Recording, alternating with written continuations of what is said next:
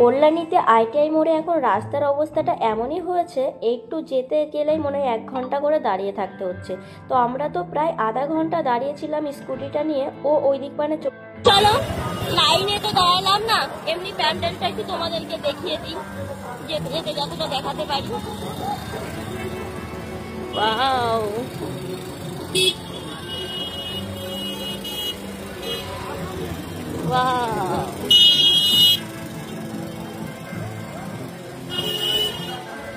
Wow, দারুণ দারুণ দারুণ। পরে আসবো। বাঙালির বড় পুজো শুরু হয়ে গেছে, দেখতেই পাচ্ছ চারদিকে। এটা হচ্ছে কল্যাণী আইটিআই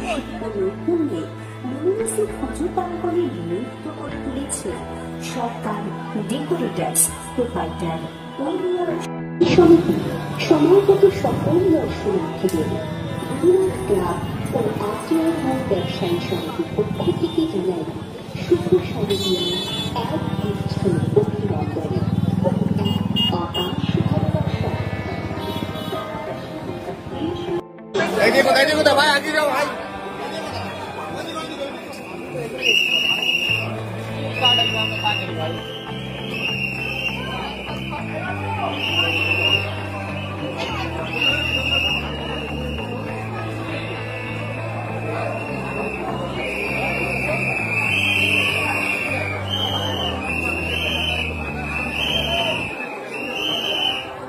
প্রাঙ্গণের দিকে আপনি নিজে প্রতিমা দর্শন করুন, অপরকে প্রতিমা দর্শনের সুযোগ করে দিন।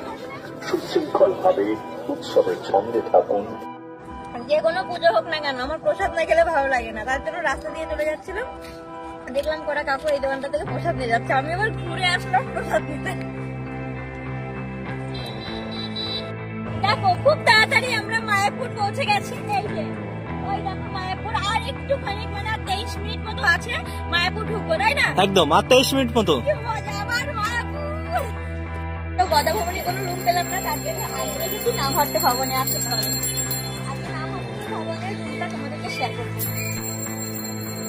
যেহেতু আমরা আজকে বেরিয়ে যাব, তার জন্য দেখি গীতা ভবন থেকে একটু প্রসাদ নেব, তারপরে কিছু কেনাকাটি করে আজকে বেরিয়ে যাব। তার জন্য এখন বেরোলাম।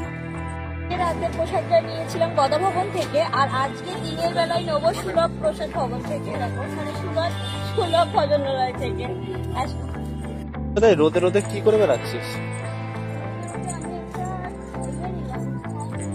শাড়ি নেবো, তার জন্য ঘুরে বেড়াচ্ছি। পেয়েছিস? না, শাড়ি তো পাচ্ছি, পছন্দ হচ্ছে। খুব ইচ্ছে ছিল মায়াপুরে এসে শাড়িগুলো নেওয়া, তার জন্য একটা কালার আমি নিয়েছি। এই কালারটা আমি নিয়েছি। কেমন লাগছে ডায়মন্ড কালারটা? কালারটা ভালোই লাগছে বেশ, আর শাড়িগুলো না খুব সুন্দর, খুব সফট। প্রসাদের জন্য বসে আছি, বসে থাকতে থাকতে না মনে হলো কিছু একটা খাই, তার জন্য এখানে আইসক্রিম ছিল, একটা আইসক্রিম নিয়ে নিলাম। আর এখন ওয়েটিং কখন প্রসাদটা খাবো।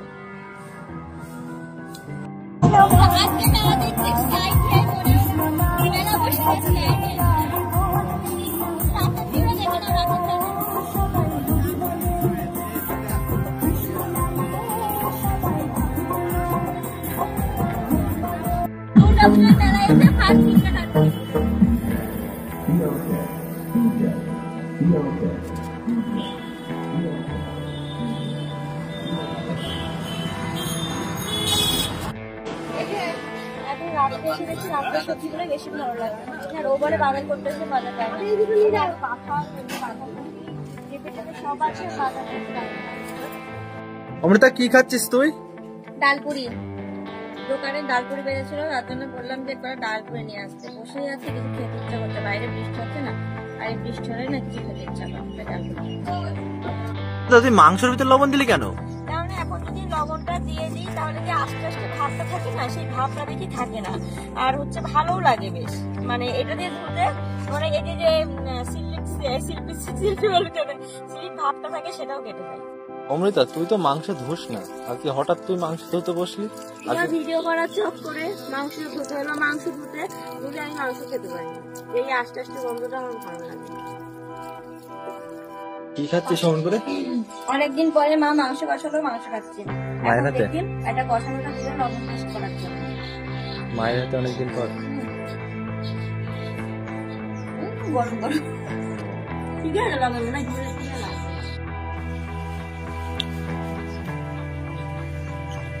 আমার তো দিলে একটুখানি।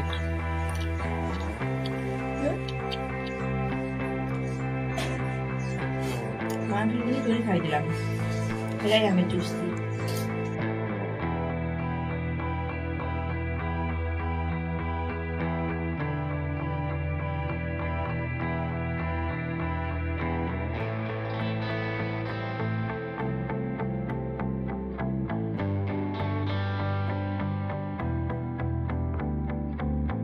তো আজকে গেছিলাম আমি হেয়ার স্পা করতে। দেখো চুলটা দেখে বুঝতেই পারতো কতটা মানে শুষ্ক ছিল, এখন দেখো কতটা সিল্কি হয়ে গেছে চুলটা।